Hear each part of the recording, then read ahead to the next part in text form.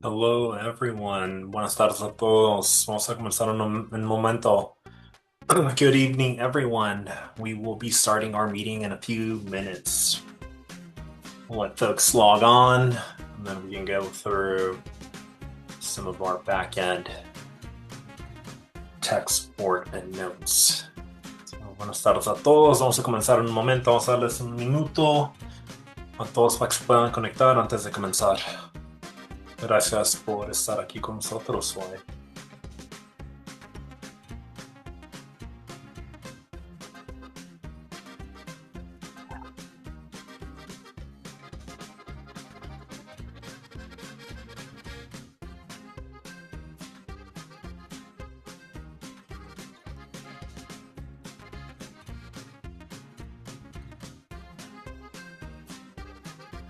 Cristian. Y Montserrat, Monse.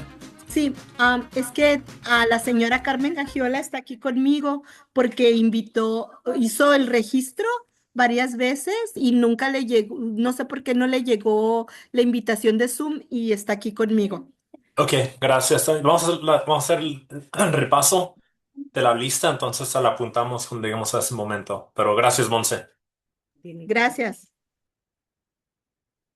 Right, folks, we'll give folks another 30 seconds to log on. I see some folks in the waiting room. Tenemos varios personas que están integrando todavía esta junta.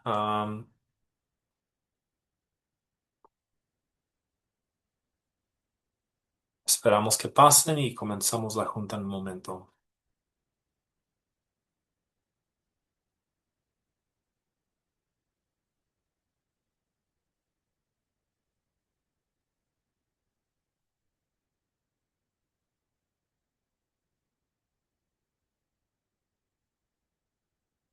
All right, folks, thank you for being here with us today. Gracias a todos por estar aquí con nosotros.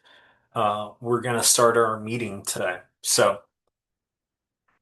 Um, I want to first take a moment to share the Zoom interpretation instructions. Antes de comenzar, voy a compartir las instrucciones para acceder a los servicios de interpretación. Voy a hacer esto primero en español y luego en inglés. Good evening, everyone. I'm going to share the interpretations instructions first in Spanish and then in English. Para las personas que nos acompañan hoy a través de su tableta o iPad o de su teléfono inteligente o smartphone, favor de localizar el menú en la forma de tres puntos en la parte inferior de su pantalla. De ahí pueden seleccionar Language Interpretation o interpretación del lenguaje y enseguida pueden seleccionar su idioma, en este caso el español o Spanish. Para todas las personas que nos acompañan a través de su computadora, pueden localizar el símbolo de interpretación en la forma de globo en la parte inferior de su pantalla. Hagan clic ahí y después elijan su lenguaje, en este caso el español o Spanish. Ahora voy a dar las instrucciones en inglés. Here are the instructions in English. For all those joining us tonight through their tablets or their iPads or their smartphones, please locate the menu in the form of three dots on your screen. You can click there, then select language interpretation, then select language of your choice. In this case, it would be English. If you're joining us through your computer, you can locate the icon in the form of a globe for interpretation at the bottom of your screen. You can click there, then select English as your language of choice.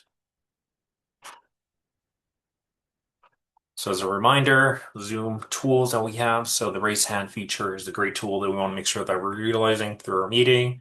As we're gathering comments and feedback at the end of presentations, please use that raise hand feature. Helps our team just help know who's jumping in, who has comments, who has feedback, and take those comments in an orderly fashion as well. So moving on, and Domingo, I believe you are here with us. So I'm going to hand it off to you. We do want to start today's meeting with some news. Domingo, I'm going to pass it off to you. Thank you, Kristen. Good afternoon, everybody. I want to share some very sad news with you all. We are heartbroken at APCD because of the loss of our dear colleague and friend, Curtis Malika, who passed away 2 weeks ago on March 10th. Curtis was a beloved colleague by all of us at APCD. He was a supervisor for the Community Air Protection Program monitoring He was in charge of implementing the camp for Portside and for the international border community.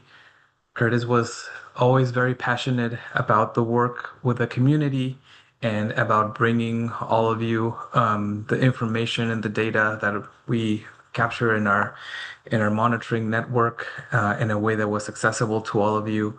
Always open to doing things differently in a way that would improve both our communication with you all and also the monitoring of air quality in the communities that we serve. Um, we we had the opportunity to work with Curtis for many years of his career. He was with us for a number of years, initiating the program for Portside. He was uh, one of the team members who worked on the nomination for the community initially and development of the camp for Portside. He then moved over to CARB and worked there for a number of years, and then returned to APCD to continue working with the community. This was very heartbreaking news for us. We're still processing internally, but we wanted to make sure that we share the information and this sad news with all of you. We know that many of you might have had an opportunity to work with him. And at this point, I would invite all of you to join me in a moment of silence to honor our dear friend Curtis, and also invite you to leave any message in the chat that you would want to share, any memory of Curtis that you might have, or any words in his honor. We also welcome that if you want to do that in the chat. But for now, if you could join me in a moment of silence, we'd really appreciate it.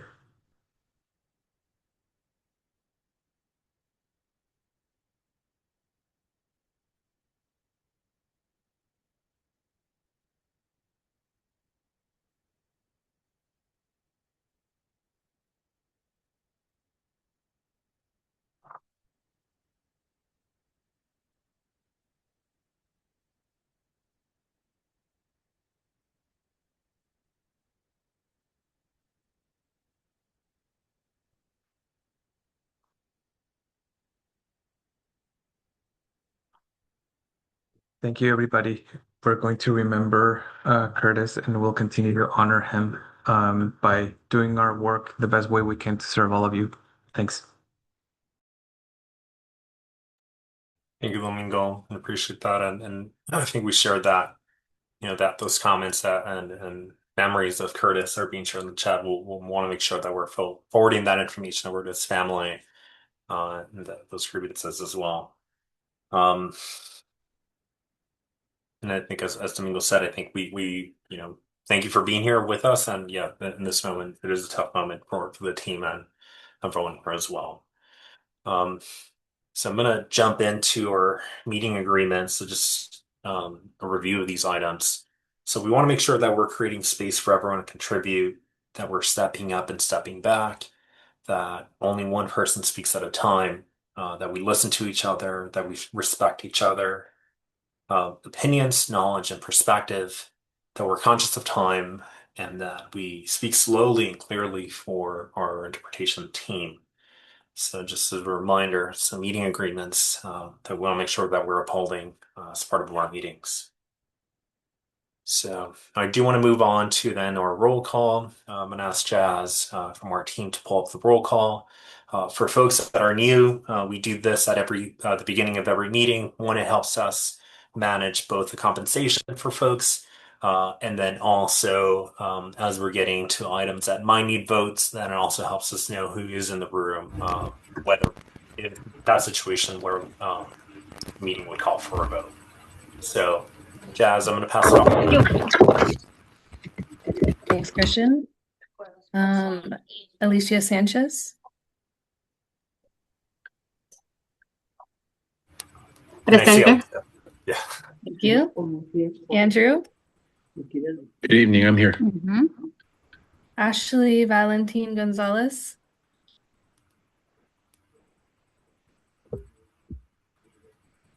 Bradley Bang. Present. Thank you, Bradley. Brent.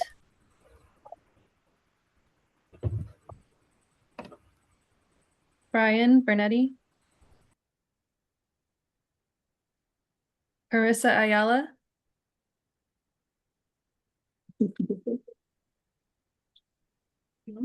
No.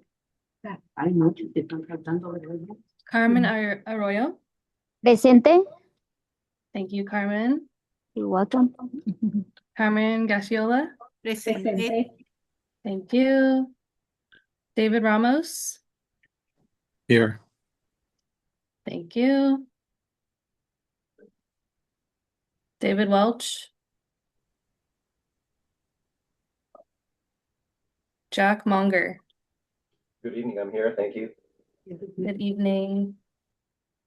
Jackie Reynoso Marquez.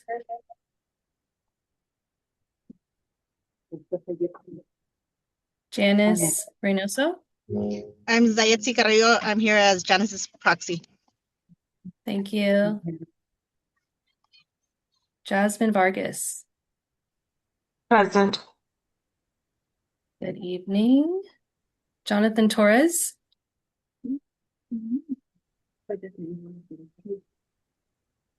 Jose Just wanted to Marquez make Chavez. a comment that Jonathan Torres is content for SCGD, correct? Yes. Yeah, he's no longer the primary member. He's moved Okay, into we'll another switch that. position. So if you can, thank you. And you don't have an alternate, Liana. Sorry, I'm late. I'm Carissa Ayala. Thank you, Carissa. And Leanne, I think we saw you talking, but you're on mute, so. Yeah, so I'm going to be introducing a new member who will be the new primary. His name is Christopher Okay. Roberts, and I'll be the alternate. Okay, Leona Lee now. wonderful. Thank you, We'll Leanne. make note of that. But he'll join us next meeting. Sounds Okay. good.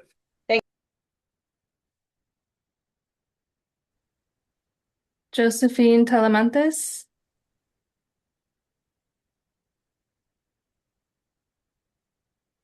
Carla Nava. Present. Thank you, Carla. Welcome. Keith Corey.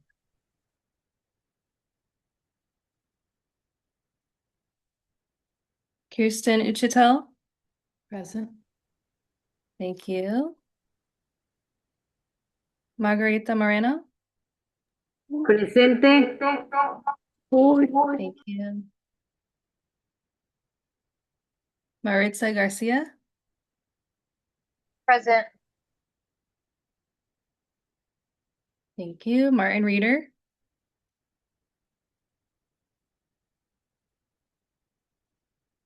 Massey Hatch. Massey is unable to make it tonight. Okay, thank you. Montserrat. Presente. Thank you. Nick Critty. I'm here. Good evening. Peter Ikar.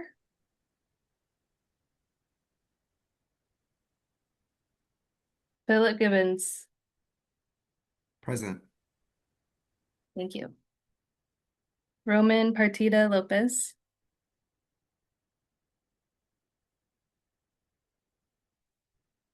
Rosaba Ayala.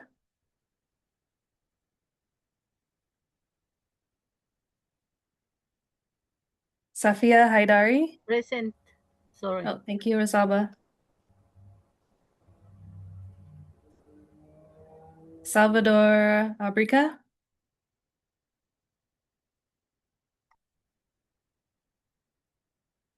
Sergio Hernandez. Stephanie. And Vanessa Contreras. Okay. We have reached quorum. Thank you, Jazz. So I'm going to pull up our presentation. Folks can give me a second. So presentation's up. So looking at our agenda for today. So we have 3 presentations that will be provided as part of our meeting today. We'll have an update on strategies to reduce indirect source emissions at warehouses and distribution centers in Portside, a zero emissions cargo handling equipment community project plan, and then an update on carbon emissions inventory, wrapping us up. And then we'll have a moment for public comment and then adjournment at that moment. So moving on to the approval of our meeting minutes from our last meeting. So at this time, I'd like to open up the floor to see if anyone would like to make a motion to approve the meeting minutes.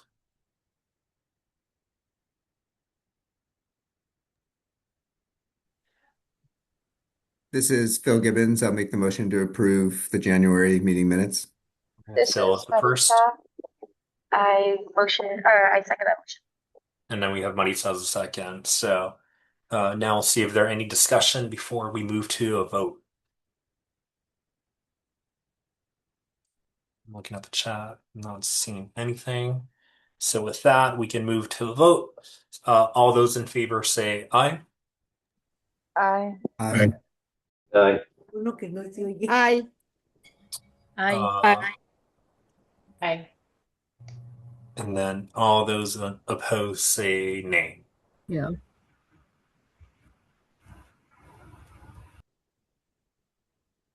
The ayes have it. So that's the approval of the meeting minutes from last meeting. So moving on to some general updates, and we have a number of updates that will be happening as part of this, and there are going to be some items that are going to be now becoming standard items as part of the general updates, and we'll talk about those in a second right now. So we'll start off with a couple updates. So the first one is an event that's coming up from the Port of San Diego. I don't know if someone is here from the port that would like to talk about the Pepper Park, a Day at the Park event that's coming up on April 4th.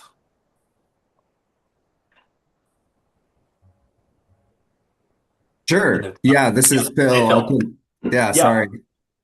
Yes, we have a day at the park at Pepper Park, and as many of you know, Pepper Park is located in National City, and the park has recently been enhanced with new play structures and fun things to do there.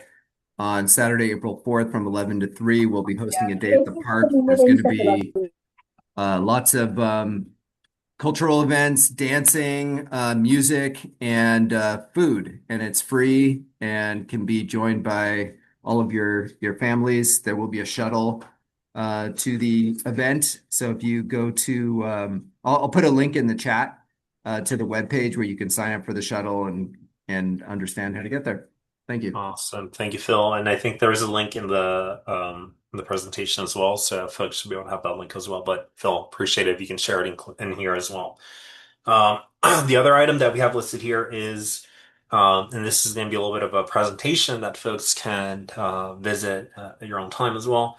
So it's a presentation on AB617 incentive funding update. This is an item that was covered as part of the IBC International Border CSC meeting. So we wanted to share this resource with folks here as well. If folks click the recording and you go to the time mark in the presentation, which is an hour 18, that's when that presentation begins. If folks do have any questions for the project team, please reach out. We're happy to loop in any questions or comments that would go to our team there. Moving on to another update, and Shalom, I'm going to hand it off to you. I think this is a little bit of a milestone, so we do want to take a moment here as well. Yeah, thanks, Christian. I just want to share with you all that our 5-year report for the Portside Community Air Protection Program is now available online in both English and Spanish. And wondering if, Christian, if maybe someone on your team could put these links, because these links will take you directly to the report, not necessarily where you can find them in the future living online, but like right directly to the report. it's a really big milestone for our group, and I just want to, acknowledge and thank each and every one of you as community steering committee members. Some of you have been part of this process from the very beginning when the community emission reduction program and also the community air monitoring plan were being drafted. And some of you, this may be your first meeting as well. But the work continues and the great work continues. If you recall, when we last met back in January, I provided with Domingo an overview presentation, and this report just goes into more detail in terms of what we shared with you last meeting, so that you can all read that and have a lot of pride in the work that we've collectively done. I also want to give another just few words of acknowledgement and appreciation to also our public agency partners as well, who have implemented many of these community emission reduction program strategies and action items, not only into their own plans, but also have actively been working to implement these strategies by transitioning to different technologies, by the types of transportation projects that are being funded and moving forward as well. And then lastly, I'd like to thank as well the different divisions at the Air Pollution Control District that are also have been instrumental and continue to be instrumental in implementation of the Community Emission Reduction Program. And that includes our incentives team, which you'll hear from Kevin later tonight about some ongoing efforts. Also includes our rule development team. We'll also actually hear from Nick later on tonight as well. But it also includes, I would say, our engineering and compliance teams, who have been part of many of these conversations and meetings in this space. But it takes collectively all those teams to help move those efforts forward. And then also just lastly here, the folks at community monitoring who make sure that we're getting the best available data, and then also being able to understand that in a meaningful and accessible way. And they are able to kind of also see and track that progress that we're collectively making as well. So thank you all. I tried my best to keep this both has adequate amount of detail, but also short. So it's not as long as the 298-page CERP or however long it is. It's about 40 pages. So it is a little bit more of an accessible read and has some great images and graphs for you all to take a look at as well. So thank you all, and appreciate you all. And then we're going to transition to the next slide. I know, and I just want to provide, if it's okay, Christian, take a moment to provide a little context before we hand it over to David Sodeman. One of the things that has been, is it this slide or is it the last slide? It's lagging a little bit, so I'm sorry. You should be able to see it now, I think. Yeah. Yeah. One of the things that we want to be really mindful of, and we've heard consistently from you all, is the importance of the installation of the 2 monitoring sites in National City, which you can see on the map. It's the black dot and the green dot, which are the future sites for those community air monitors. And one of the things we want to do is moving forward in these meetings, have a standing item during general announcements to provide you all with the most updated information on the status of the installation of those 2 sites. And so tonight, David will be providing that update. But again, there's work being done, but we want to make sure that we have this as a standing item, given the level of priority you all have set for this as well. So I'll turn it over to David. Yeah, thank you, Shalem. Hopefully you guys can hear me pretty well. This, I think I can feel the frustration and hear the frustration from you all regarding these sites. 'Cause I know that we've been promising these sites for a number of months. We also feel that frustration. We're trying to work with the contractor. They're not being as responsive as we would like. So we're kind of stepping up, kind of trying to enforce the contract that they have with us to develop these 2 sites. And if they don't do that, then we're going to take even more dramatic measures with that, which unfortunately would potentially include canceling the contract with them to develop these sites, which would even put those sites further behind schedule because we would then have to select a new contractor. So we're reluctant to do that. But at the same time, if this contractor is not developing the sites, then that's what we're going to have to do. So we're going to be reaching out and requiring moving forward, increased communication with them, try to establish some more intermediate deadlines and kind of milestone steps as we move this project forward. That's typically not needed for these type of site developments, but for this contractor, we're going to have to increase kind of more oversight on them and increase the communication with them, and hopefully they'll be receptive to that.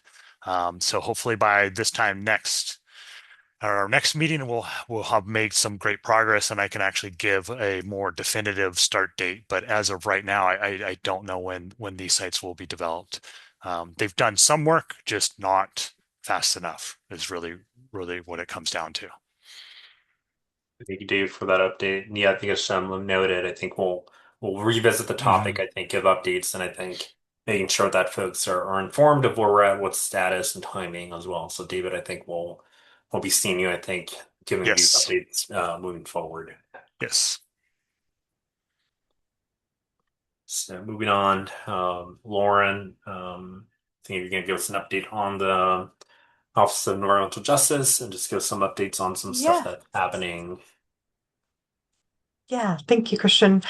Just a quick update. This is the regular reminder to reach out to us. Let us know if there are events happening in the community you think would be a good fit for us to share resources on air quality and air quality and public health. So we have those to share. We love to share them with people. Doesn't have to just be an event too. If you know of folks that would like some of the resources, we are happy to deliver those. We have postcards and flyers and bookmarks. So this is just a shot from our most recent event in Barrio Logan. Actually, the Barrio Logan College Institute has an annual career fair. It's really an awesome event for students and their families, elementary through high school. So I would encourage anybody that's here from, in any line of work to get involved with that if they can. It's just an opportunity for students to kind of pick your brain about how you got into your chosen career. So we have two of our inspectors here that very kindly joined and answered questions. And, it's kind of a job you never think about, but it's a job and it's a cool job and it's an important job to go out and inspect for air quality. So they shared their experience with students. So yeah, just keep that in mind. I'm happy to connect you with the folks that plan it if anybody's interested in taking part next year.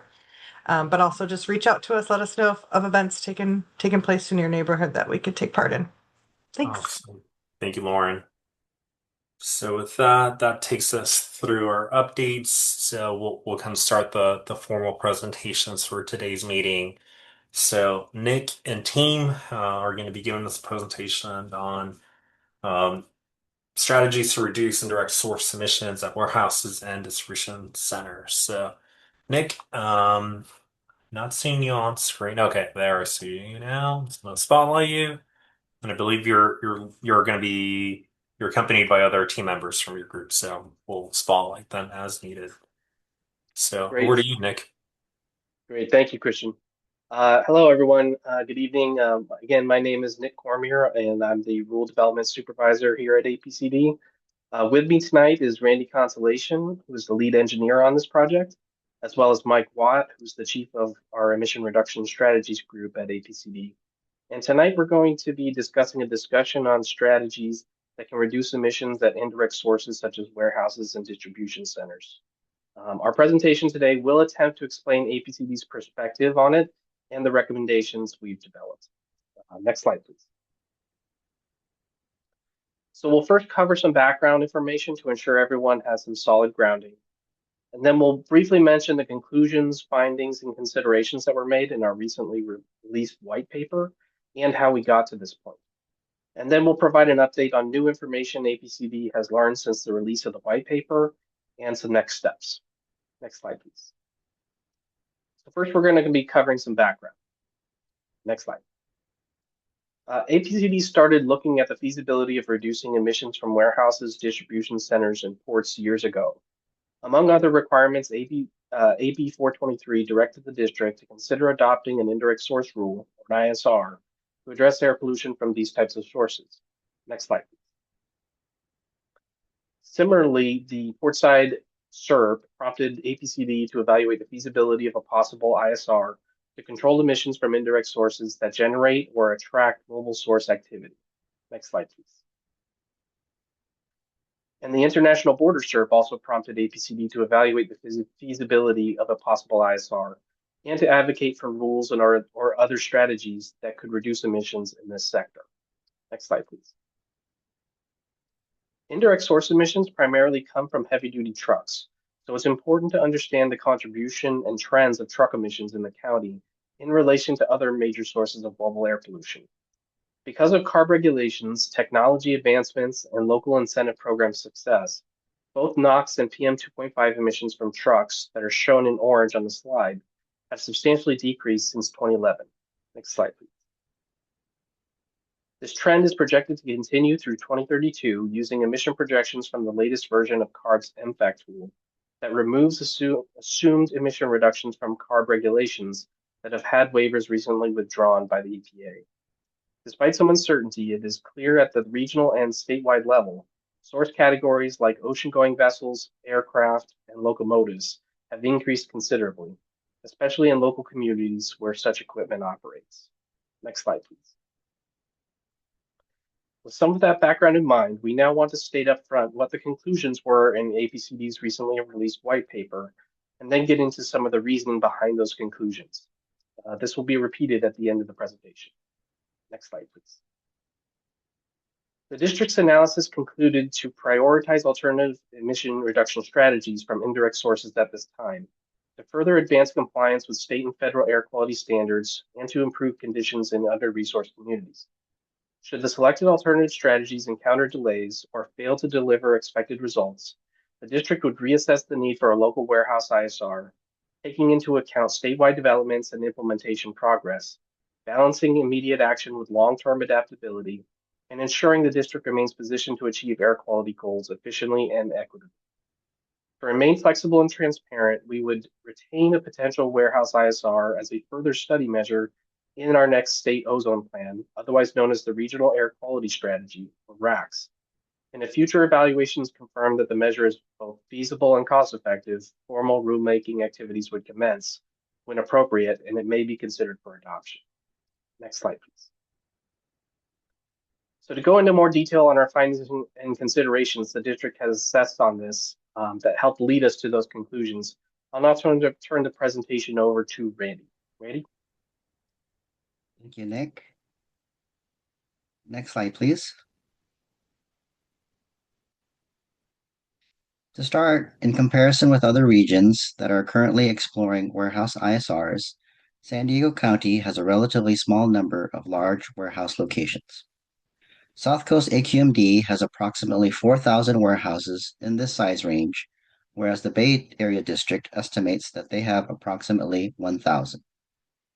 The black dots on this map depict 243 warehouse locations greater than 100,000 square foot in size in San Diego County, which are the only size range impacted by South Coast Rule 2305. The region overall has approximately 6,700 warehouse locations identified by a commercial database, CoStar, ranging from less than 1,000 to almost 3.3 million square feet. Next slide, please. As warehouse size decreases, there are more locations on the map, as depicted on this slide in red dots, where facilities between 50,000 and 100,000 square feet are located. These tend to be clustered around the larger warehousing locations. Next slide, please. Warehouse locations less than 50,000 square feet in size, as shown in blue, are found throughout the county and aren't necessarily concentrated in specific areas. These locations exhibit great uncertainty about whether these sites are truly doing goods movement activity that would be conducive to trucks and emissions, or whether they'd have the ability to meaningfully comply with an ISR, which we will cover in later slides. Regulating facilities smaller than 100,000 square feet in size also presents a legal risk that has not been tested by litigation. Next slide, please.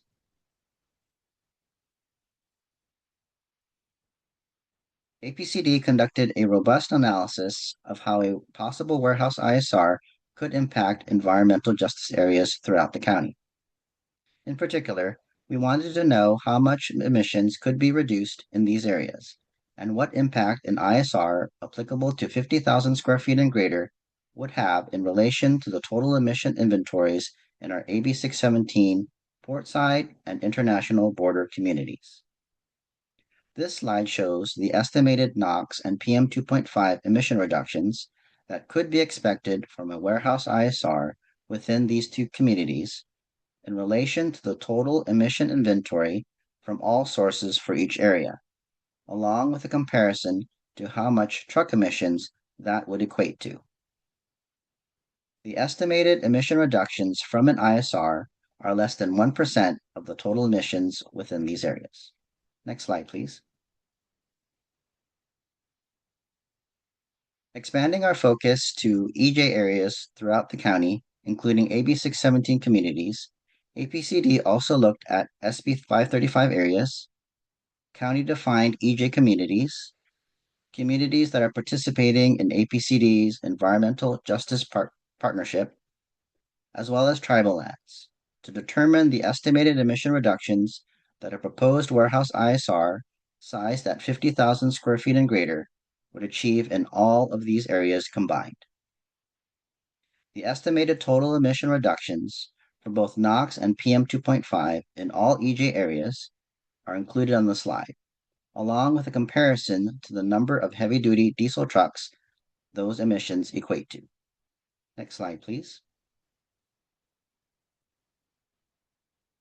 For warehouses located region-wide, we also wanted to see how many warehouse locations were within these same EJ communities. The result was that there appears to be significantly more warehouses located outside of these EJ areas than within these areas. For warehouse buildings sized 50,000 square feet and larger, there are 467 such warehouses located outside of EJ areas, which represents 71% of warehouse buildings in the county in this size category. Next slide, please. These buildings are generally located in areas with a lower average health burden, 34th percentile on average, as found in CalEnviroscreen 4.0, which are areas typically denoted as healthy or green communities. This dynamic suggests that the majority of emission reductions that would be achieved from a warehouse ISR in San Diego County may occur in areas outside of EJ communities. Next slide, please. Expanding our focus region-wide, staff also assessed the estimated emission reductions a warehouse ISR would achieve county-wide and compared those estimated emission reductions to other metrics for context. A warehouse ISR shown in the green and orange bars on these charts would achieve limited emission reduction benefit compared to other rule-related projects, both past and future, to help us achieve or maintain compliance with state and federal air quality standards to protect public health. The NOx chart on the left illustrates region-wide NOx emission reduction benefits from recent and possible future stationary source rulemakings compared to potential reductions estimated from a possible new warehouse ISR in green. The PM 2.5 chart on the right compares a warehouse ISR in relation to our recent commercial CARB ruling rule, as well as incentive programs the district has run over the last few years. While the highest bar on the PM 2.5 chart for charbroiling is notably not reducing diesel particulate matter, all the remaining bars address DPM, and also demonstrates the level of success and implementing incentive programs locally that could provide comparable emission reductions to an ISR. A potential warehouse ISR is estimated to reduce less than 0.15% of the region-wide NOx and PM2.5 emission inventories. We believe these emission reduction estimates are likely to be less in practice based on recent results being seen in the South Coast region, which we'll discuss later. Next slide, please.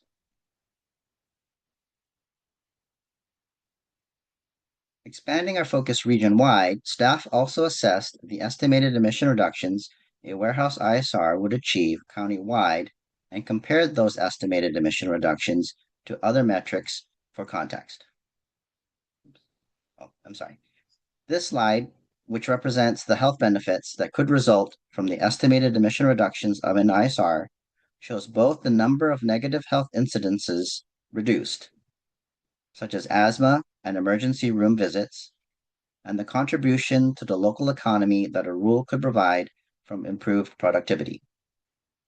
Region-wide, a proposed warehouse ISR is expected to, at most, reduce up to 68 negative health incidents per year, with up to 5 in the Portside community and up to 19 in the international border community. The graph showing a possible warehouse ISR in green also shows estimated total monetary health benefits associated with an ISR compared with estimated benefits from possible future rulemakings. Next slide, please. APCD also explored how representative the CoStar warehouse inventory is in relation to activities that attract truck activity. Based on stakeholder feedback, we collected about warehouses in the Portside community. Staff assessed 70 warehouse buildings, denoted by blue dots on the map, that were within a specific distance around a sensitive receptor, in this case, a senior care facility. Staff found the following examples of buildings classified as a warehouse in the CoStar database, including Mission de Dios Church, Basile IE Art Studio, Woodbury School of Architecture, and Barrio Station Community Center and Swimming Pool, to name a few. While APCD acknowledges this trend may not exist everywhere throughout the county, it could be an indication that a high percentage of the warehouse buildings indicated in the CoStar database may not be doing prototypical goods movement activity that are conducive to truck activity. Next slide, please.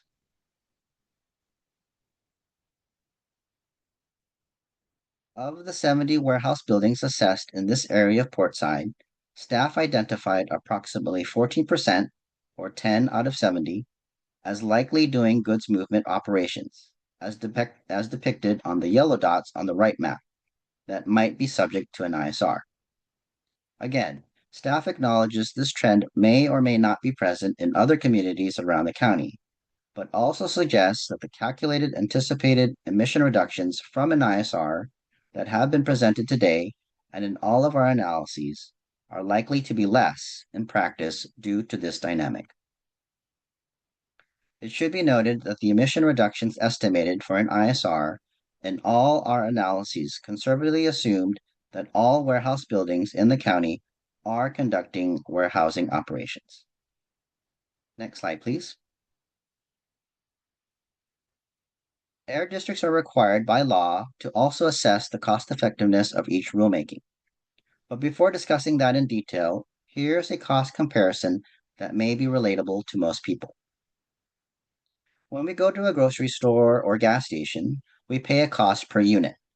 It can be a price per pound for fruits and vegetables or a price per gallon at the pump. When the rates of these items increase, the items are more expensive since we need to pay more for the same amount of goods. $3 per gallon at the pump is much cheaper than paying $6 per gallon for the same gas. Cost effectiveness for air quality works in the same way. As cost effectiveness values increase, it costs more to achieve the same amount of emission reductions. And similar to the cost for groceries or gas, air districts typically develop strategies with smaller cost effectiveness values to minimize economic impacts to the general public or the economy overall. Next slide, please. Cost effectiveness values expressed in dollars per pound of NOx emissions reduced were estimated for an ISR using the total annual compliance costs and estimated region-wide emission reductions. The chart provides cost effectiveness values in other rulemakings, air districts, and incentive programs as points of comparison. Estimated total ISR costs borne to the region overall would be between $11 to $19 million per year. In comparison, the estimated region-wide compliance costs for the district's recently adopted charbroiling and medium boiler rules are between $2 and $3 million per year. The estimated cost effectiveness of a possible warehouse ISR in San Diego County is $362 per pound, as shown in yellow. This value exceeds other cost effectiveness values for recent rulemakings the district has adopted, incentive programs like Carl Moyer, as well as South Coast AQMD's general threshold for rulemaking. Additionally, with information obtained from a recent report on implementation of South Coast Rule 2305, which wasn't available at the time of the white paper, the new data suggests that the cost effectiveness for an ISR in San Diego County would likely be greater than initially calculated, as shown in the orange bar at $540 per pound. We have also heard from stakeholders about potential alternative ways to look at cost effectiveness for an ISR that might improve cost effectiveness, targeted to facilities in impacted communities, which APCD will need to investigate further. I'll now turn the presentation back over to Nick. Thank you, Randy. Next slide, please. So given all this information, we recommend prioritizing incentive-based alternative strategies that we think can deliver equivalent diesel emission reductions if successful. Next slide, please. APCD believes an incentive program targeting the replacement of diesel transport refrigeration units, or TRUs, with zero emission alternatives can result in comparable diesel emission reductions to an ISR. TRUs typically run 24/7 at warehouses, grocery stores, and other locations that require refrigerated cargo. It's been estimated by CARB that 1 hour of operation from a TRU is equivalent to a truck driving 60 miles per hour. APCD would propose utilizing approximately $3 million in Proposition 1B Goods Movement Funding, or GMERP, for this incentive program, which could replace approximately 34 TRUs with zero emission alternatives. If successful, the program could achieve equivalent diesel PM 2.5 emission reductions to a warehouse ISR and achieve a comparable NOx reductions at a lower cost to implement. It would also require scrapping existing diesel TRUs, which is a requirement of the GMERP program, whereas a warehouse ISR would not have such a scrap requirement. A TRU incentive program could also potentially be opened more expediently than a rule, with the potential for projects to be under contract by the end of next year. Next slide, please. These are some examples of TRUs. If you're not familiar with them, you'll see them on the left-hand picture. On the right side picture is an example of a zero emission TRU setup, just one example of one. And in the middle is an example of a situation of a grocery store in the South Bay community where a TRU may be running continuously and in close proximity to housing, schools, and in this case, a church, all within equidistant corners. Next slide, please. Another incentive program that could be explored is the heavy-duty truck incentive program. This would be a multi-tier or phased program approach where the first two tiers would potentially start within the next 2 years. First tier would expand the Portside zero-emission vehicle truck pilot program to more areas to encourage more applications, and the second tier would incentivize infrastructure for ZEV charging for warehouse and trucking companies. A third tier would require another source of funding to be determined at a later date to expand ZEV truck eligibility outside of under-resourced communities. To achieve equivalent emission reductions to a warehouse ISR, staff estimates approximately 65 to 405 diesel truck replacements would be needed, with a total funding need between $16 to $101 million. Given this disparity between anticipated annual funding levels the district receives and the scale of implementing such a program, the district does acknowledge that the sole implementation of this truck replacement program approach would be unlikely to generate comparable emission reductions equivalent to a warehouse ISR in the county in the short term. However, if combined with a successful TRU incentive program, the district believes these alternative strategies can result in comparable emission reductions to a potential warehouse ISR. Next slide, please. So let's now discuss the new information and important considerations that have become available since the release of the white paper in January. Next slide, please. APCD was able to review the latest transportation modeling data from SANDAG. Some categories have increased in truck activity, while some have also decreased in activity, ultimately suggesting that the emission reduction estimates that APCD has developed would not significantly change as a result of this new updated data. South Coast AQMD also recently released the results from their third year of implementing Rule 2305, otherwise known as their WARE program, which was adopted in 2021. The report indicates that 41% or fewer of the anticipated reports have been submitted to the district for all 3 years of implementing the program thus far. This is particularly true of Phase 3 facilities between 100 and 150,000 square feet in size. From the limited number of facilities that have reported to date, the majority do not have an obligation to accrue WARE points or take in further actions. So South Coast expects more of these facilities to have WARE point obligations in the future as more reports come in. APCD also has derived that more than 87% of the total WARE points accrued thus far in South Coast program, and hence the NOx and diesel PM reductions, have been attributed to the largest Phase 1 facilities, which are those size 250,000 square feet and larger, of which San Diego does not have many in that comparable size range. Notably, South Coast expects that percentage to go lower in future years as more Phase 2 and 3 facilities report. The South Coast report also demonstrated a significant level of outreach and administration that would be expected by other air districts pursuing similar ISRs. Next slide, please. As for statewide ISR possibilities, additional actions are happening at the state level that indicate that the state may take further action in this emission source category in the future, including a 2025 statewide report recommending pursuing a statewide ISR at warehouses, as well as AB 1777, which if passed, would provide CARB additional regulatory flexibility to pursue ISRs in the future. APCD is also expecting additional legislation to be proposed in the next session that could be similar in scope to previous proposed bill AB 914. We've also recently learned that CARB is fast-tracking a research contract for release this summer that will aim to fill critical data gaps in the possible regulation of warehouses and/or ISRs affecting them, either at CARB's level or local air districts. We expect that RFP to be released this summer with data finalized in late 2028, and the district staff and other air districts have been in collaboration with CARB about this data that would be most helpful for us to better understand. Next slide, please. So we understand that's a lot of information to digest. This is a complicated, ever-evolving topic.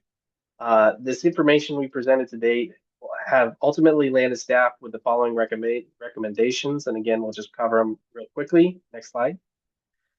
First, it's prioritizing alternative emission reduction strategies from indirect sources at this time. Second, reassessing the need for a local warehouse ISR, taking into account statewide developments and implementation progress. And third, to remain flexible and transparent, retaining a potential warehouse ISR as a further study measure in the next RACs, and proceed on rulemaking in the future if further evaluations confirm it's feasible, cost-effective, and appropriate to move ahead with. The strategy will allow staff to move ahead with incentive programs that, if successful, will achieve comparable emission reductions to an ISR in communities that are most impacted by air pollution and improve public health. This will also allow us to be nimble and shift in a dynamic regulatory environment, act when necessary in a public and transparent manner, and overall represents a prudent, thoughtful, and meaningful approach after more than 4.5 years of analysis tailored to our unique region, its needs, and its abilities. Next slide, please.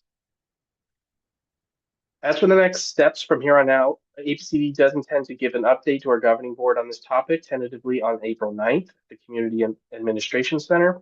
As always, the governing board meetings are open to the public, and we've included a QR code on the slide in case you want information about that meeting or other meetings coming up. Next slide. Here is our contact information. Please do reach out to us with any additional questions or comments. Next slide. And I think that concludes our presentation. So, oh, sorry. Well, so I did just want to thank everyone for being able to share the space tonight with you. I understand it was a long presentation. We are available to answer any questions. If we do get into a limited time where we have limited time for Q&A, we do encourage everyone to reach out to us offline with the contact information on the screen. We'd be happy to chat more about it offline as well. I'll turn it back over to Christian then. Thank you, Nick. And yeah, I think we'll take a few questions. I do want to start off with a comment that I saw coming in the chat earlier in the presentation from Bradley Bang. I think his note was regarding some of the emission data. So his comment was these charts don't show current emissions, and yet they project decreased emissions by 2032. So I believe that might have been when Randy was presenting. So Randy, I don't know if you want to jump in and talk through that in terms of why we're showing that decreased emission. I can answer that question, Christian. So yeah, what those charts were showing, those are going back to those pie charts with the orange and blue that were being shown, where had previous emissions from the 2011 timeframe, I want to say, and then projecting to 2032. Those were chosen based on baseline information that we had available for those charts. They certainly could be made for current emissions. I think what would be seen is those pie charts would reflect something in the middle of what you would see with what we presented tonight. You know, there's probably going to be a larger chunk of the truck emissions that would be larger, I guess, in the current time frame. And then for the blue charts, the ocean-going vessels and the locomotives would be a smaller portion. The projections are coming from CARB. Those are used in our air quality plans based on regulations that are in effect, based on the vehicle fleet makeup with all of their other regulations. So we are able to get projections from them for a future year as well as other years moving in even beyond that. We chose 2032 because that is an attainment deadline that we have to reduce ozone here in San Diego County. Thank you, Nick. And Bradley, if you have any other questions on that, yeah, just raise your hand or drop it in the chat. So, Andrew. Yeah, hi, thanks. And good evening, Nick, Randy. Thank you for the presentation. And I was glad to see that you were even referencing brand new data that came out of Sandag, I think less than a month ago with the latest truck data. So yeah, thank you. I just wanted to add too, with respect to the estimated emissions, you know, reductions as part of this whole study that we did with including the warehouse working group over the last few years. The really small reductions that we saw by itself would seem kind of eyebrow raising, but other sources of data that were analyzed as part of this overall analysis, what comes to mind is the Sandag Commercial Vehicle Survey showed that the transportation and warehousing sector here in San Diego County accounted for only 5% of all of the truck vehicle miles traveled in the county relative to other industries. In other words, a part of what went into this analysis for the emissions reductions was also accounting for essentially that on a per mile basis, a truck in the warehousing and transportation industry doesn't drive as many vehicle miles in San Diego County as other trucks serving other industries like retail, wholesalers, medical, technologies. And so all of that played into account of this analysis as well. And I just wanted to add that for additional context. Thank you, Andrew. And then Nick and Randy, I'm not sure if you have any other follow-up for Andrew there. I would just say that I think what Andrew presented is an accurate representation of the commercial vehicle survey and how and how it was ultimately utilized within our analysis. We wanted to use San Diego specific data. That's what our board asked us to do. We found a way to do it and get a real robust data source from Sandag that was used in the regional plan. So we did want to utilize that data to the maximum extent we can. Thank you, Nick. I'm going to read a comment from Margarita, and then I'll go to Montserrat. So a question from Margarita in the chat was, how many trucks would be converted to zero emissions? How long would that take? And as a community, we want action today, not years from now, when our lives have already suffered even greater harm. So talking about, I guess, the first part of the question, and the second part a little bit more of the timeliness, I think, of any improvement or effort. Yeah, I can attempt to answer that, Margarita. So in terms of the first question of how many trucks would be converted to zero emissions, the only thing that we have available to us as a proxy to what we think could be possible with a regulation like this is what's going on at South Coast, up in the LA Air District. To be honest, what we're seeing in the LA Air District, while there is some turnover to electric trucks, it's definitely not a lot happening that I would say on a massive scale. We're talking, somewhere in the single digits of percentages based on the number of points that are being accrued. I think the key point of a potential rule like this to keep in mind is that if facilities are subject to it, they are by design able to take different approaches to comply. And so one of those approaches could be procuring a zero emission truck, but it also could be installing solar panels. It also could be paying a mitigation fee. It could also be installing air filters. So there's a possibility that depending on what the affected stakeholder wants to do, that they could select an option that doesn't procure a zero emission truck and be fully compliant with the rule. And so I fully acknowledge that's kind of how the rule at the South Coast works and how it's withstood legal scrutiny. Understandably, your concerns are totally valid, that the community wants action today and not years from now. Totally understand that. We're just kind of in the position that as APCD's role to kind of explain how that would work in a regulatory setting that has withstood the legal scrutiny.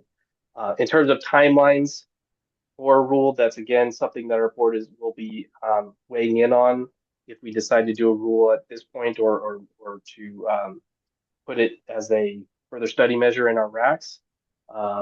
If the South Coast rule is taken as an example, that rule has basically a three-year ramp up. That would be something that we'd have to look at maybe for San Diego if we get to that point, but we haven't gotten to that point yet. But we understand the concern. Thank you, Nick. We'll go to Monse and then Jack. Monse. Buenas tardes. Sí, escuchando esta presentación y pues también con lo que hemos estado viendo del borrador de esta regla, yo creo que es muy importante que sí se desarrolle esta regla, que sí se apruebe, porque en nuestras comunidades que están tan impactadas, no nada más por este tipo de bodegas y por estos camiones, estamos hablando de muchos impactos acumulativos que tenemos en nuestras comunidades y también un índice muy alto de asma, de niños con asma. Entonces, cualquier cosa o cualquier regla que lleve a bajar la contaminación es muy importante para nosotros en la comunidad y la apoyamos y queremos que sí se desarrolle y que sí podamos tener un mejor futuro en nuestras comunidades. Gracias. Gracias, Monse. And then we'll go to Jack. I'm sorry, did you call on me? Yes. Thanks, Christian. I want to thank Nick and Randy for this presentation today. One of the big lessons we've learned for the 3 years we've all been watching this is that, like a lot of other important programs, one size does not fit all. And just because a program had great expectations to work in South Coast in the LA area doesn't mean that it may provide the same benefits here. And in fact, it's not even thus far on for the studies that I've seen proving to provide the benefits that were expected in that area, much less here. So the fact that the district staff has gone to this much trouble to evaluate even the most recent data, as Andrew noted, just shows that whatever the district is going to choose is going to be something that does provide the most effective benefits to the community and as quickly as possible in the most urgent way. And I think that's what the community is asking for. I see the comments being made here today, as opposed to throwing money at ideas or methods or techniques that have been designed in another district. They really have researched this to find something that will work for San Diego. So I appreciate that as a taxpayer, that we're going to make the best use of the dollars that we have available for this, and we all know how limited those are. And really, at the end of the day, I hope brings some measurable benefit. Thank you, Jack. And I just do want to know for our team, just an interpreter, that we have both of them speaking at the same time. So just, I'll give them a second to. Is that too fast? No, you're good. It's on the back end, so don't worry. Okay, thank you, Mariana. And thank you, Jack. I do see some other comments. I see a comment from Bradley, and then I'll read it off for folks, and then I think we'll wrap up this portion of it. And I think, as Nick has said, I think we are hoping to, if folks have questions, other thoughts, we definitely want to make sure that you're reaching out to both Nick and Randy with any follow-up. So I'll read off Bradley's comment, and I think it kind of gets into that. So with respect to these gentlemen and their presentation, there's a lot of information to lay people to digest and respond to. I've had a lot of questions during the presentation, which I could pose while being presented with the new screen, and with more information to respectfully respond to this information requires much more thorough review. So Bradley, yes, I think that is something that, we hope that, as these meetings are happening, that it doesn't mean that we're only gathering comments now and at this moment. So if you do have follow-up or any other questions on the presentation, do send them over to Randy and Nick, and then we'll be happy to share that with the broader group as well. So just looking at time, we do need to move over because we have two other presentations that are coming up. But folks, as Nick, I believe your contact information is on screen right now, but please do reach out to Nick and Randy on this topic. Yes, thank you, Christian. And I would just echo your comments on please do reach out to us. I understand the concern from Bradley there. We're more than happy to answer whatever questions we couldn't get to offline or at a good time. So please do reach out to us. Thank you, everyone. Thank you, Nick. So Kevin, jumping over to you. Hey, good evening, Christian. How are you? Good. All right. Good evening, everybody. My name is Kevin Bradley, and I supervise the grants and incentives team here at the Air District. Tonight, I'm going to present on a new pilot program that we're working on, the Zero Emission Cargo Handling Equipment Pilot Program. If we go to the next slide, I'll get started. So just in terms of what the problem is that we're trying to address and the solution that we've come up with here. As we all know, the Port of San Diego operates a lot of equipment, a lot of machinery, and a lot of that equipment uses diesel fuel to operate. We spent a lot of time in these meetings talking about diesel particulate matter and diesel exhaust and how harmful it is to human health, so I won't go too deep into that, but that is the problem that we're trying to address. In particular, the prevailing wind goes west to east in that area, so pollution can blow into the nearby neighborhoods by the port. So as part of our MOU with the Port of San Diego, we at the Air District are working on a project plan, and this was mentioned in the CERP, to provide funding to replace those big pieces of machinery at the port, to replace the diesel-powered ones with zero-emission electric equipment. So that's the general basis of this program that we're working on. Next slide, please. So just to kind of give folks an idea, obviously, we spent, and just in the context of this meeting more broadly, we were just talking partly about the trucks that go through the neighborhoods and enter the port. And trucks are really important, and that is part of our approach. We are working on trying to replace, through the programs that we have, diesel trucks with electric ones or cleaner alternatives. But there are other types of equipment that also, again, run on diesel fuel. And so some of these larger pieces of machinery at the port, this is not a complete list by any means, but just to give folks an idea of the type of equipment we're looking at here.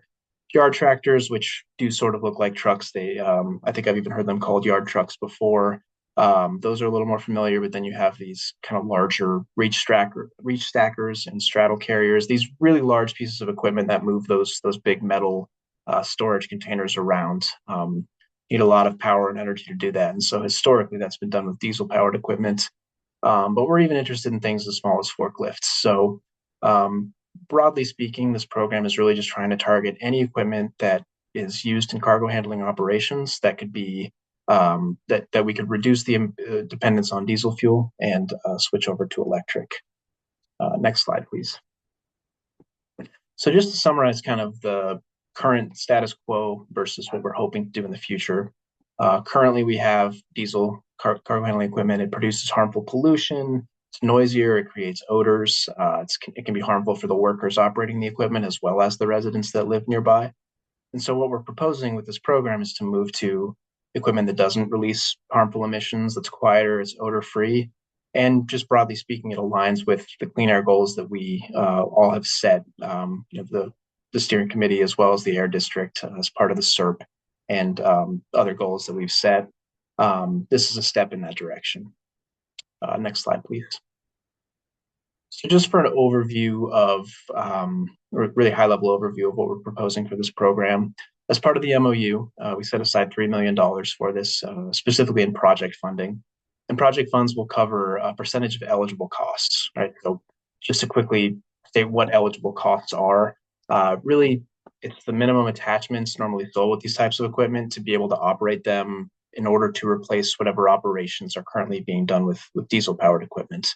For zero emission replacements, we can also cover things like the warranty, and I'll talk about infrastructure in just a moment, but obviously, big picture, we want to be funding equipment that is going to be usable for the operators at the port. So all of that is what we're considering here as we decide kind of exactly how much to fund each type of equipment or each project, so that we can make that $3 million really effective for this program.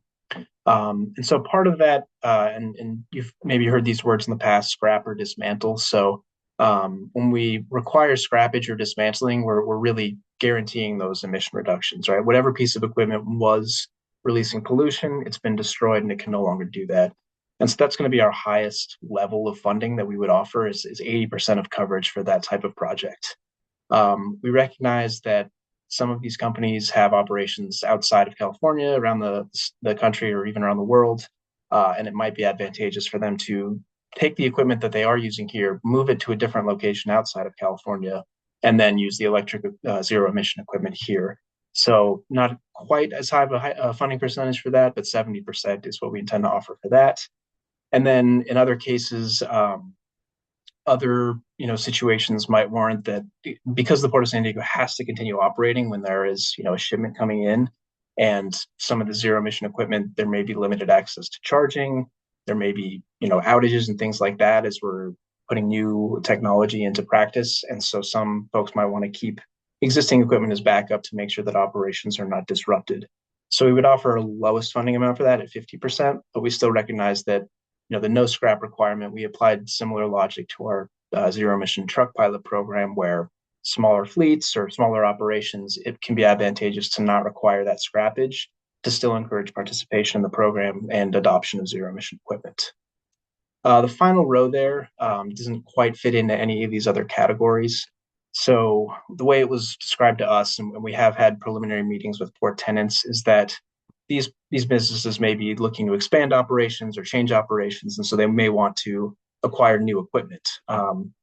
The cheapest option is going to be diesel equipment, and so if we can offer incentives to discourage them from going with diesel and instead buy electric, that would be something that we would look at as well on a case-by-case basis. We'd have to understand what the funding gap is there, what the emission reduction benefits would be, things like that, but we are open to that as well.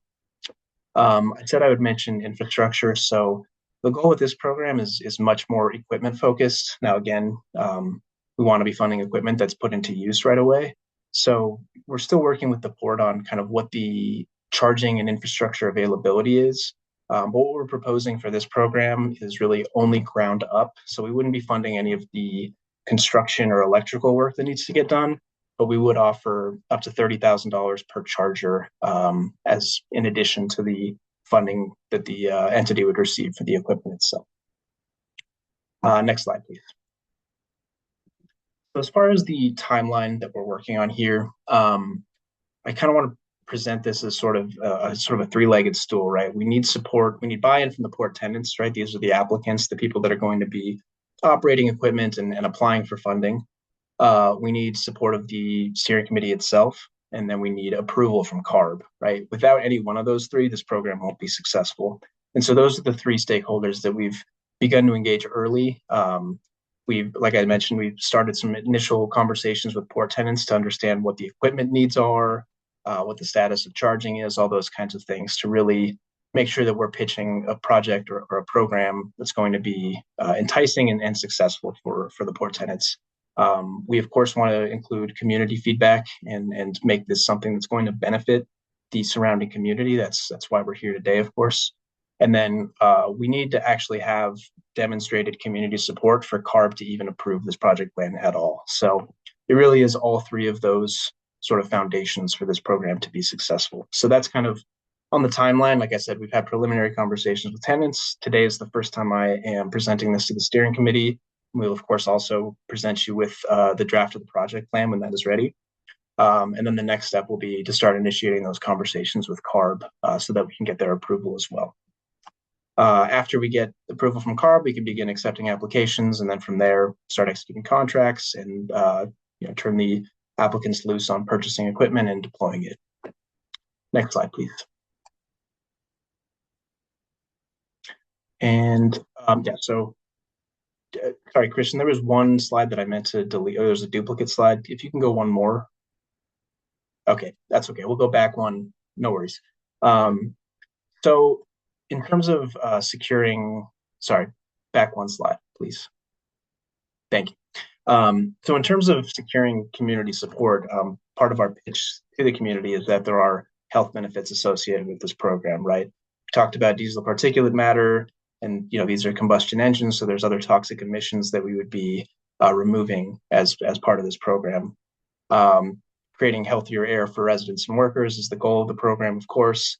I mentioned that it actually does support the CERP. There's a specific CERP action, G1, that is targeted, or that specifically states that we want to reduce diesel emissions from cargo handling equipment. So this program will be additionally in support of our ongoing implementation of the CERP. And then, of course, it'll strengthen relationships between us, between the port, the tenants, the community. I think that the more successful programs we can have and the more examples we have of things that are going well, the more momentum we can build to have more and more initiatives like this to continue to clean up the air quality in the Portside region. Next slide, please. So as far as the, I think this was the duplicate slide, actually. I apologize. If you go one more. Yes, okay. So in terms of the project selection criteria, how we're going to be ranking these projects and then sort of selecting them when we get multiple applications and deciding how to use this funding, there's kind of three overall tiers that we want to consider. One being the emission reductions themselves, right? We want to maximize the health benefits for the community, and we want to replace the highest polluting equipment to get that out of operation. The second tier would be, of course, cost effectiveness. We want to use the project funds that we have efficiently. $3 million is a big number, but this is also very expensive equipment. So we want to make sure that we're maximizing the pollution reduction that we can get with the dollars that we spend. And finally, the existing equipment disposition, which I kind of talked about already. Highest priority projects will be those that scrap the existing equipment, the existing diesel equipment. Middle priority for removing the equipment from California, and then lowest priority for keeping it as backup. And like I mentioned, there's going to be some case-by-case stuff that's going to not quite fit neatly into those categories. But again, the overall goals here are going to be emission reductions and cost effectiveness, and just getting the dirtier equipment out of operation. Next slide, please.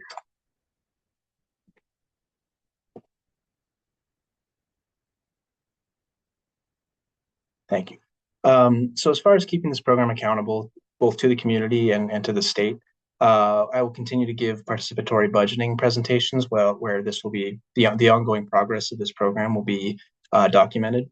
So, any milestones we reach in terms of executing the project plan, getting CARB approval, once we're ready to start accepting applications, all of that will be communicated to the steering committee, so that you all can kind of see how this process goes from right now at really the very beginning of the process through to we start actually funding projects and seeing new cleaner equipment out on the port. We also have to deliver an annual report to CARB that documents all of the dollars that we spend. So that's a report that goes to them each year, and in it I have to, for any special projects and programs like this, I have to draft a separate report. So that'll be documented with CARB as well. And then we'll publicize all the available funding that we have, again, through the steering committee, through our other relationships, so that we can really get the word out. The port's been really helpful getting us in touch with the tenants. And so just kind of drumming up anticipation for this program and informing people that there are resources available, so that, if we all kind of realize that we want the same thing here, that we want cleaner equipment, that the port tenants can benefit from newer, updated technology, that there's really an opportunity here for everybody to get what they want. And then moving forward, celebrating the success stories that we achieve.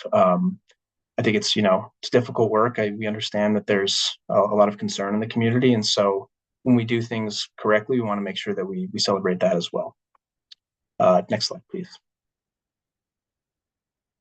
So as far as our next steps, some of this is already in progress, right? Today is the first time I'm presenting this to the CSC, so we'll see if there's any feedback either as today during the meeting, or I'll make sure to have my contact information in the chat so that anybody can reach out to me subsequently if you think of something later.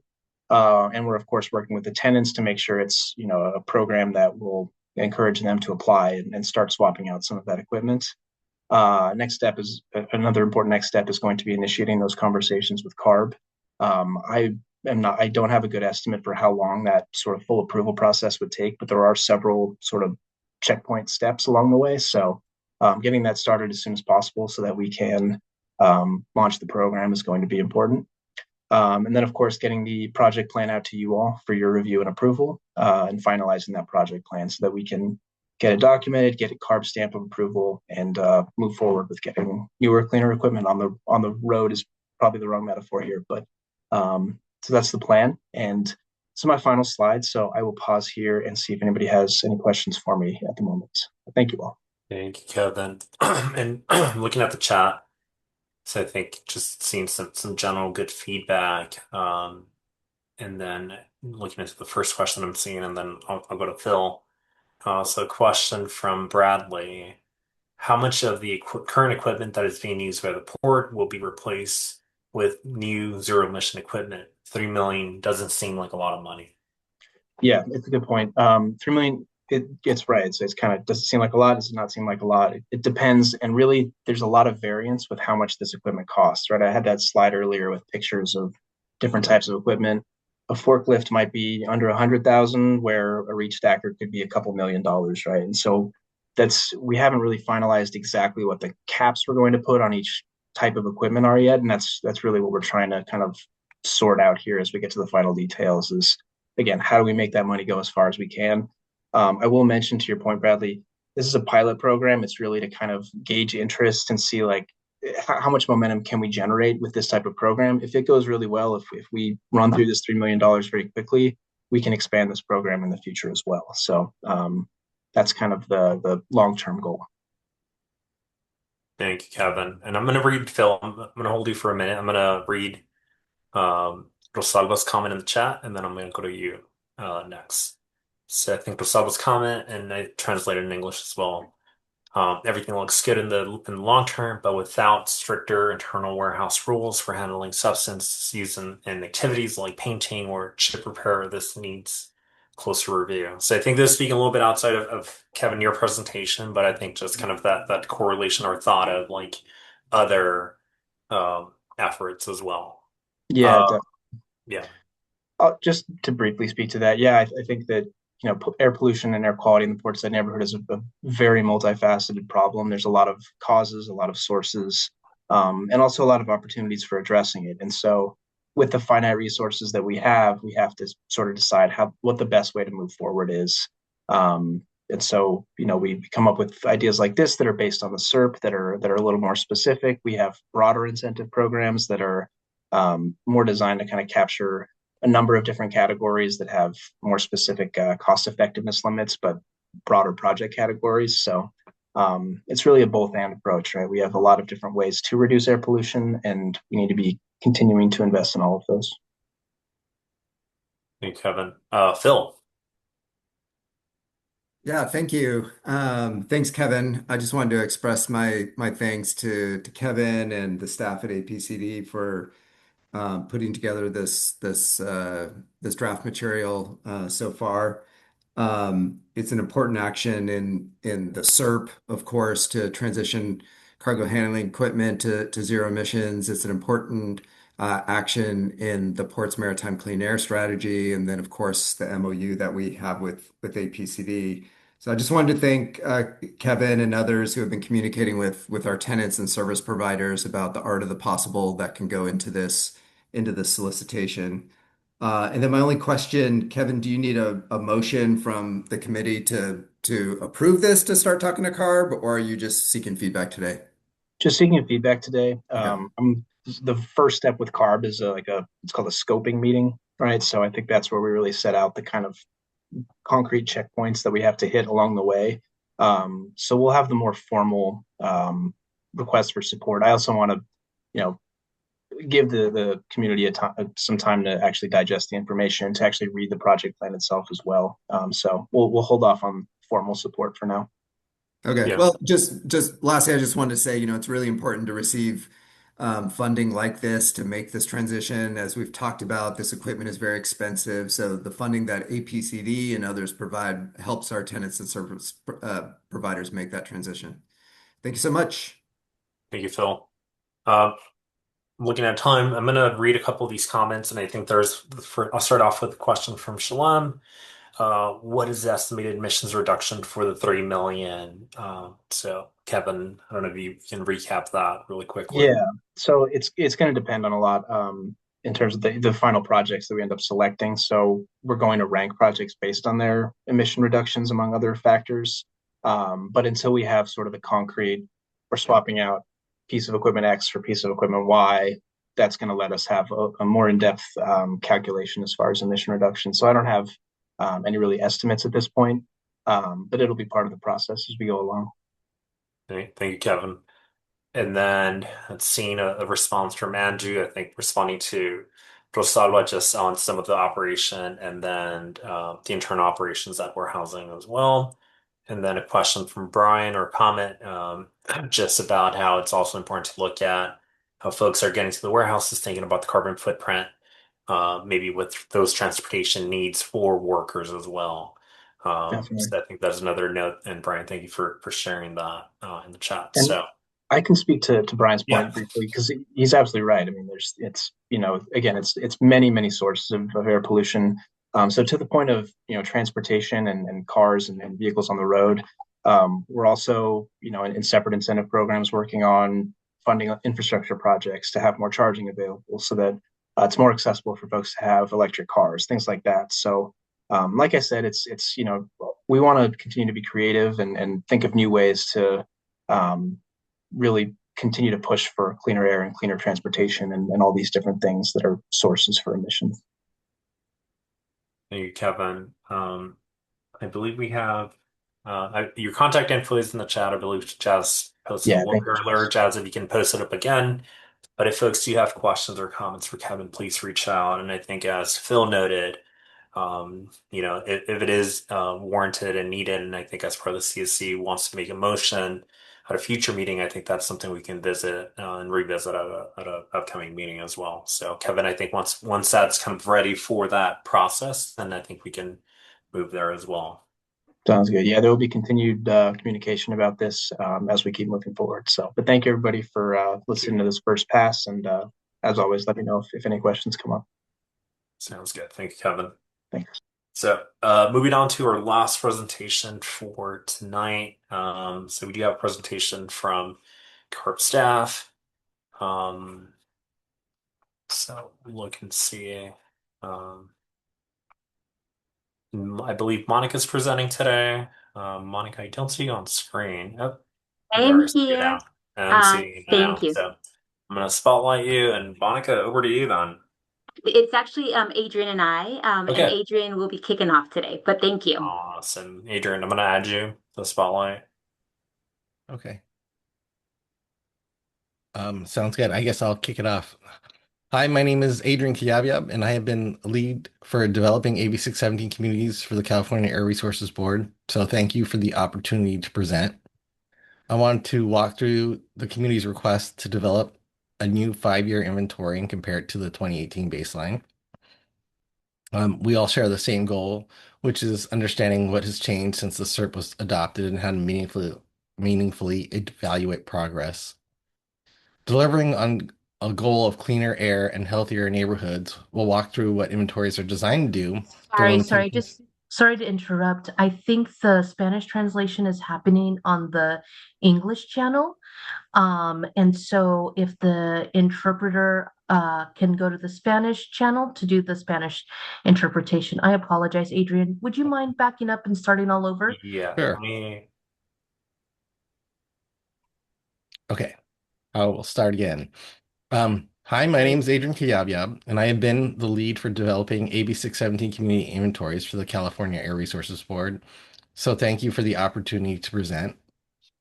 I want to walk through the community's request to develop a new 5-year inventory and compare it to the 2018 baseline. We all share the same goal here, which is understanding what has changed since the CERP was adopted and how to meaningfully evaluate progress.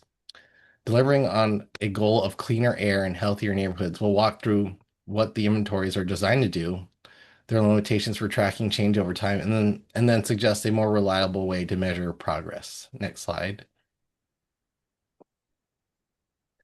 The community has expressed interest in developing a new 5-year inventory using the most recent CARB emission data.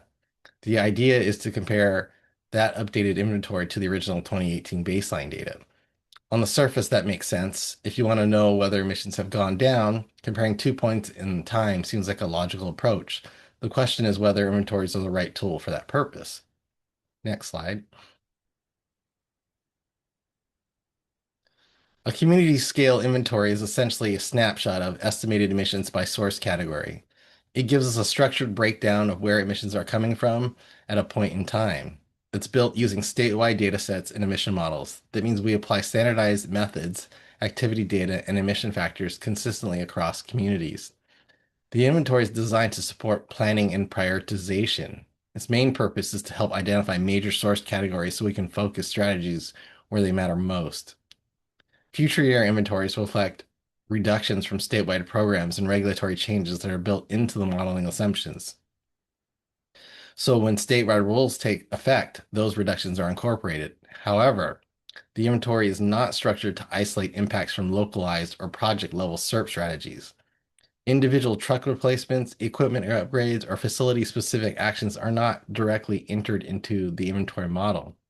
That's an important distinction. The inventory is a broad planning tool. It wasn't designed to function as a project level tracking mechanism.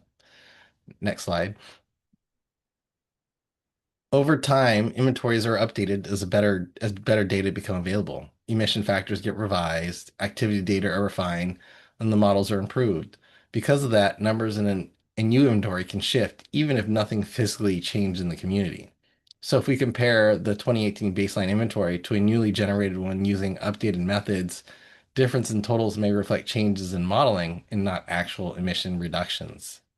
That makes it difficult to confidently say how much pollution was reduced based solely on comparing two inventory vintages from different years. So if the goal is to evaluate CERP implementation, we want indicators that are directly tied to actions taken in the community. For example, how many cleaner trucks have been deployed? How many cleaner cargo handling equipment is now operating? What emission reductions have facilities reported? And what do monitoring trends show for diesel, PM, NOx, or other pollutants? These are concrete changes on the ground. They provide a cleaner and more defensible picture of progress. Next slide. And I will hand the last 2 slides off to Monica. Monica. Thank you, Adrian. So if the goal is to evaluate CERP implementation, we want indicators that are directly tied to actions taken in the community. For example, how many cleaner trucks have been deployed? How many clean cargo handling equipment is now operating? What emission reductions have facilities have been reported? What do monitoring trends show for diesel PM, NOx, and other pollutants? These are concrete changes that we can see on the ground. They provide a clearer and more defensible picture of progress. Next slide. CARB remains committed to supporting the Portside community in evaluating progress. We want the metrics used to reflect real-world change and to be meaningful to residents. We're ready to work with the district and the steering committee to develop and present clear indicators going forward. And we welcome feedback on what types of progress measures you would all like to prioritize. Next slide. So if we think about emissions inventories as high level and not updated in real times, which is part of what Adrian was helping walk us through, we have 3 important sources of real-time data that can help us understand that CERP actions are having a positive impact. First, data that helps us see whether we did what we set out to do in the first place. The CERP incorporates measures to assess implementation. In Portside, you have regional partners working together to ensure that clean air, health, equity, and community priorities are embedded in key local and regional planning efforts. This is an important part of CERP implementation and assessing impact over the long term.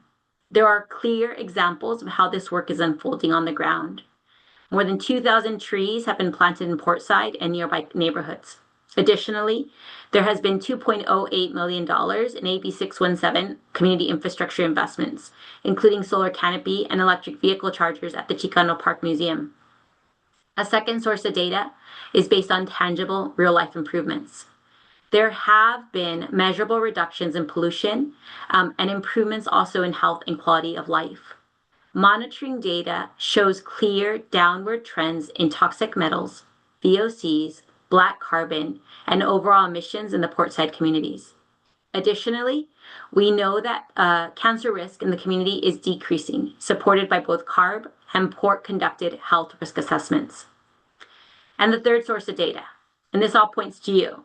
You're all setting an incredible model for engagement that leads to positive outcomes.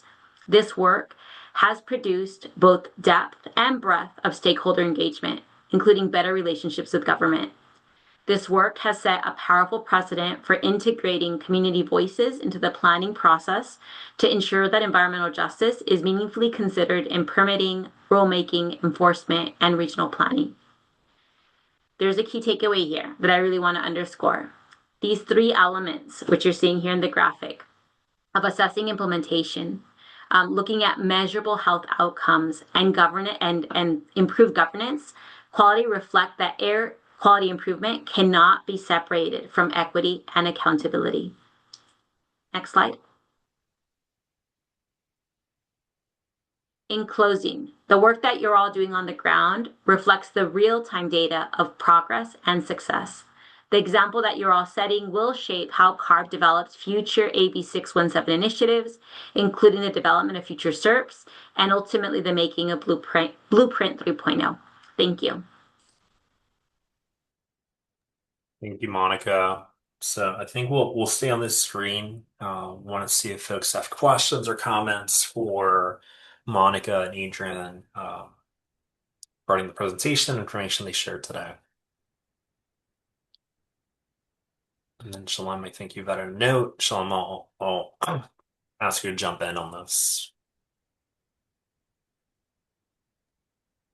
Yeah, I was just going to share that to see some of the explanation shared today by both Adrian and Monica, you can find some of that on pages 16 and 17 in the 5-year report. So I just posted that in the chat, and then I will post the Spanish one and look for the page number there as well.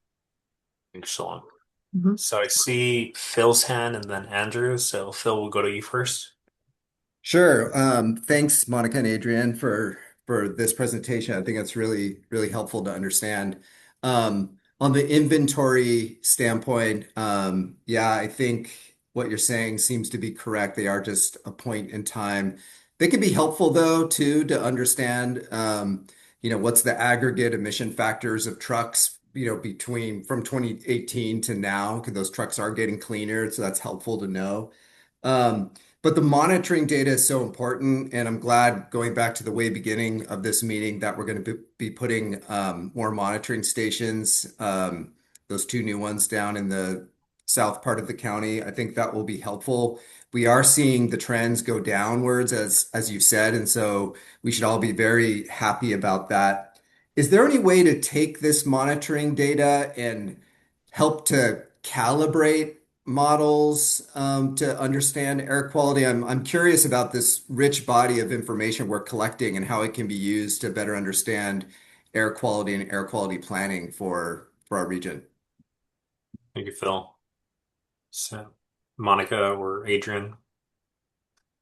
Yeah, actually, I want to hand it off to my boss who actually oversees our monitoring group. So, Yanju, could you field that question? Yeah, thank you, Adrian. Yeah, definitely. Thank you. I think that's a great question, Phil. And in CARB, like we definitely we do monitoring and we do modeling. And one of the most important part of monitoring data is we do use them to evaluate our modeling. Just give you a quick example. I'm not sure whether you're aware, CARB has a California Air Toxic Assessment Program, CATA. Like we had a version for 2070 because it involves a lot of modeling work, so we cannot do it for every year. So we do it of like every few years. And not my team, but the other modeling team is now working on the 2021 version. And we did have a 2017 version, but as they developing like cicada, like in terms of like air toxic monitoring, so like a major focus was on DPM, diesel particulate matter. So they did use, like the monitoring data collected, for example, black carbon or elemental carbon across the state from different stations to evaluate the model, the performance of the model. So the same, they also apply that with PM 2.5 monitoring data as well as other pollutants, monitoring data from other pollutants to evaluate model performance. Yeah, that's definitely one of the biggest use of the monitoring data, in addition to, how we track changes, how air quality improvement, and we do use that for model performance evaluation. Great. Thank you, Yanju. Sure. Thank you, Phil. And then we'll go to Andrew. Hi, good evening, everyone. I echo Phil's comments and thanks to Adrian, Monica, and you, Yanju, for discussing the kind of how the inventories work and some of the uses of it, as well as some of the downsides. And I guess I'm just trying to get a summary understanding for myself. But basically, the issue is that these tools are meant to be done and assessed at a region-wide basis, and it's very difficult to assign those to any local hotspots with kind of any level of consistency, let's say, across the different regions of the state. All right. And I've seen some tools that are being piloted by, I believe, by CARB, where there's sort of a additional GPS monitoring of trucks using big data and trying to basically do an emissions inventory at like the street level or the census tract level. But at the end of the day, that still, from my understanding, relies on models themselves. So the most important, or the most kind of ground truth data that we can rely on, is what we monitor on the local level, is what we can measure from a CERP implementation, like how many vehicle miles traveled for a certain EV off of a grant program or something like that. That's what's going to give the concrete reductions. And we know that as emissions are dropping over time across elemental carbon, all the species, and the secondary formation products like ammonium and sulfate, then essentially we as a CSC can kind of understand or appreciate that things are moving in the right direction. Am I understanding that correctly? I would have to say you understand it 100% correctly. I couldn't have explained it any better, Andrew. So Thank you, Andrew, for that comment. So I do want to see if there is any other questions from folks. I believe Sean did add the link for some of that detail also for the Spanish information in that Portside 5-year report. So that's linked in the chat, both Spanish and English. Looking to see if any other person has any feedback or comments for the CARB team here today.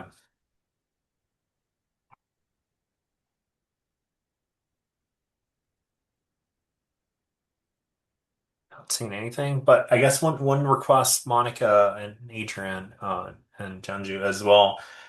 If folks do have any other follow-up, any other comments for your team, just some contact info, I think, just in case folks need to reach out and follow up on anything. So Yeah, thank you, Christian. We can leave our contact info in the chat. And also we are happy to have any offline discussion, like more in-depth technical discussion if needed. thank you, appreciate that. And yeah, thank you for adding that contact info in the chat. So with that, thank you, CARB team. I'm not seeing any other comments or feedback or any raised hands. So thank you for that information today.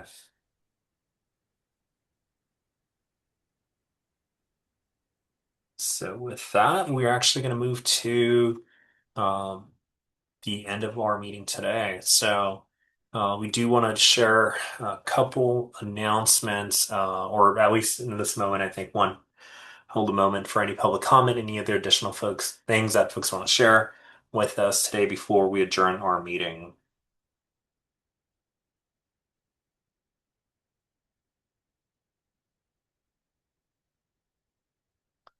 Not seeing anything. I do want to. I'm looking. Sorry, Christian. I had one quick follow-up question from Yes. from our last meeting, if you don't mind. And this was this was unfortunately a question previously directed to Curtis, but it was a question that I had with respect to the 5-year monitoring report that Shalem had talked about earlier in the meeting, and how we were going to be using black carbon as the surrogate value for elemental carbon because they tracked very similarly. But I just wanted to unwrap that a little bit, because off of the previous presentations, the discussion around elemental carbon was that the majority of the measured elemental carbon was from the non-diesel range. And I just wanted to be sure that that was correct. And if we are moving forward with using overall black carbon as that surrogate, are we not overcounting something when we're then considering emissions reduction strictly from diesel? So I want to raise that. Yeah, thank you, Andrew. And I think David's still on. So David Soderman, let's see if you want to jump in on that. Yeah, thanks for bringing that to my attention again. Curtis did mention to me, I fortunately have not kind of gone back and look into it to address that, but I will, and I can either bring that back as a discussion piece with this committee, or I can send that as an email directly to you, Andrew, on it. Thank you. But I would appreciate if we can bring it up to the committee, because this is impactful, I think. Thank you. Yeah, and so I think just first glances, there's worst case scenarios, and then there's best case scenarios, and then there's averages and stuff like that. So that can be a part of that discussion too, is what do we mean when we say that we're using that as a surrogate? Thank you, David.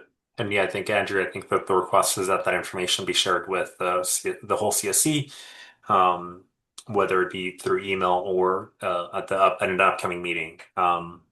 So, David, I think we'll follow up on that item, and then Phil, I see your hand up as well. Yeah, I just wanted to make a recommendation there. I can't remember where we are with the subgroups that we had established a while ago, but there was a monitoring subgroup, and maybe this is something that the monitoring subgroup can discuss and then bring back to the full committee with a recommendation how to move forward. If that committee still exists, then, or that subcommittee, then I would recommend that maybe it start there, then come to the grander committee. Yeah, Shalom, I see you. Yeah, Phil, we've kind of transitioned away from that model based upon kind of scaling down a bit, and also because Kearns and West is supporting a lot with providing feedback for accessibility purposes, which was kind of at the heart of or purpose of that particular committee as well. But we'll certainly bring that information back. I know Christine, when she presented on elemental carbon and black carbon, at the end of her presentation, I'm going to try to find it right now. She does talk a little bit about this, and perhaps that can be some grounding information in the interim until David can answer that question more pointedly. So I'm going to find that link where I believe Christine and actually Curtis do talk a little bit about directly and indirectly the question that Andrew's asking, but we can maybe hold that in the interim until David gets that information. Thanks, Sean. And David, I think we'll follow up on that item specifically then. Phil, thank you for jumping in with that request as well. I do want to make two announcements. We do have two new CSC members. So one of them is Bradley Bang. Bradley, we just want to share a welcome. Glad that you're here. Glad that you're participating. Love to see new folks joining the group. And Bradley is joining as a community member as part of the CSC. And then the other person that is also a new CSC member is Kristen Chatel, who is here with Sandag as well. So Kristen, I'm not sure if I think I do see that you're on here. So also sharing the same, just a welcome to the group. Glad that you're here and looking forward to your participation and ongoing feedback as we move forward with these meetings. Thank you very much. Thank you. I'm happy to be here. Thank you. So moving on just to our next step and reminder. So one, folks should be receiving weekly digests. That is something that we're thinking about on the frequency of these digests and how often they're going out. So that is something that we're internally talking through, but you should be receiving these with information regarding any meetings, updates, and announcements with just kind of that sensitivity depending on when the information is being shared with our team. We do want to note that there is going to be a special meeting on for the community air quality monitoring. So the meeting would be on April 28th. We'll be sharing more information on that meeting. I believe it is proposed virtually, so it would be held virtually. And then on May, we would retake our normal CSC meeting with our standard agenda items. So that would be for May 26th. So you see the calendar on screen. We'll be glad to share this as well. And Shalom, I think you might have something to add. Yeah, and I just wanted to add some background and context with that. So that monitoring, air quality monitoring update was scheduled for today.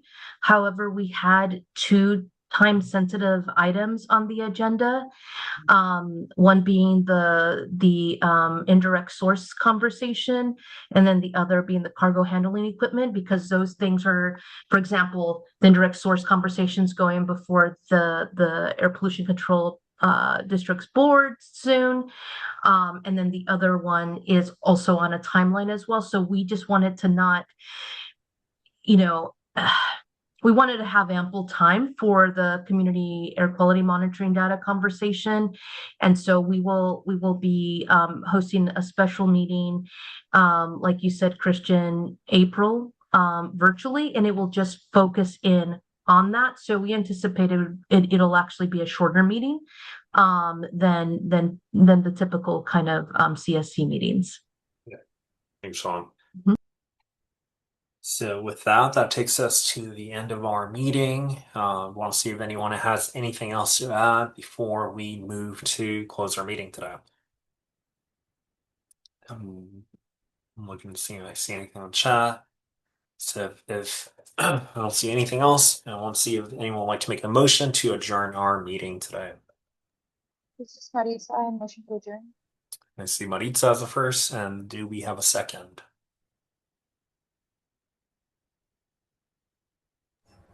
Rosalba Ayala. And then we have Rosalba as a second. Thank you, Rosalba. So we'll now move to a vote. So all those in favor say aye.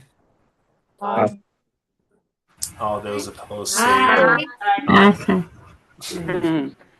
All those opposed say nay.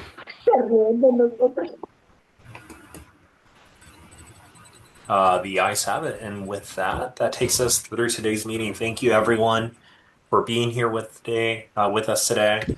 Again, we'll see folks in April and then in May. So una bonita tarde. thank you, everyone. Buenas noches a Bonita todos. tarde para todos. Bye. Sí, nos vemos. Gracias. Thank you, everyone.